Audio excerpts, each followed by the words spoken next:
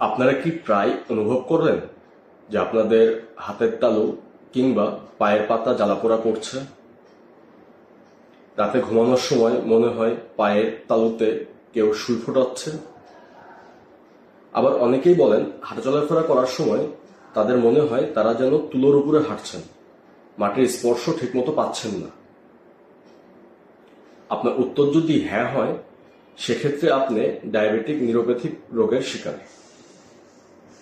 Diabetes রোগীদের 50%-এরও বেশি রোগী জীবনে কোনো না কোনো সময় এই জটিলতায় ভোগেন।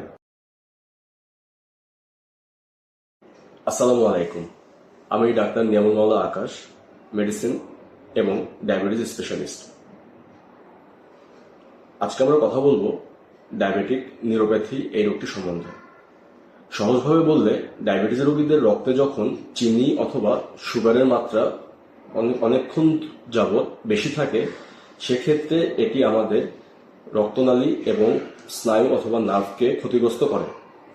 বিশেষ করে পায়ের সরু রক্তনালী এবং স্নায়ুগুলো নষ্ট হয়ে যায়।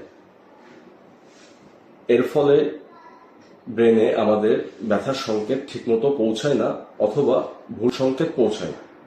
আর ঠিক তখনই শুরু হয় ঝিঝি ধরা, পায়ে জ্বালা পোড়া কিংবা অবশ হয়ে যাওয়ার মতো সমস্যা। অনেকেই মনে করেন এটি একটি সামান্য সমস্যা, কিন্তু মনে রাখবেন, স্নায়ুর এই অবশভাবের কারণে যদি আপনার পায়ে চোট লাগে অথবা জুতার ঘষায় কোনো ক্ষতর সৃষ্টি হয়, সেক্ষেত্রে আপনি ব্যথার অনুভূতি পাবেন না।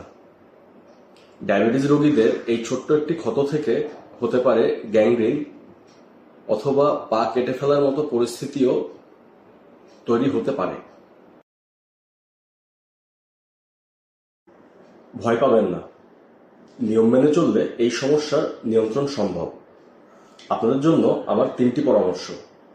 নাম্বার 1, চিকিৎসকের পরামর্শ অনুযায়ী কঠোরভাবে রক্তের সুগারের পরিমাণ এবং HbA1c এর লেভেল নিয়ন্ত্রণে রাখুন। এটি হতে পারে স্নায়ু রক্ষার আপনার প্রধান হাতিয়ার। নাম্বার 2, রাতে ঘুমানোর সময় অবশ্যই আয়না দিয়ে পায়ের তালু এবং আঙ্গুলের ফাঁকে ফাঁকে পরীক্ষা করুন। কোনো ক্ষত কিংবা লালচে ভাব দেখা দিলে অবশ্যই চিকিৎসকের পরামর্শ নিন। নাম্বার 3, অবশ্যই আরামদায়ক এবং নরম জুতা এবং মোজা ব্যবহার করুন। অবশ্যই বাসার বাহিরে হাঁটার সময় জুতা ব্যবহার করবেন। স্নায়ুর ক্ষতি একবার হয়ে গেলে তা পুরোপুরি সারিয়ে তোলা কঠিন, তাই প্রতিরোধই সেরা উপায়।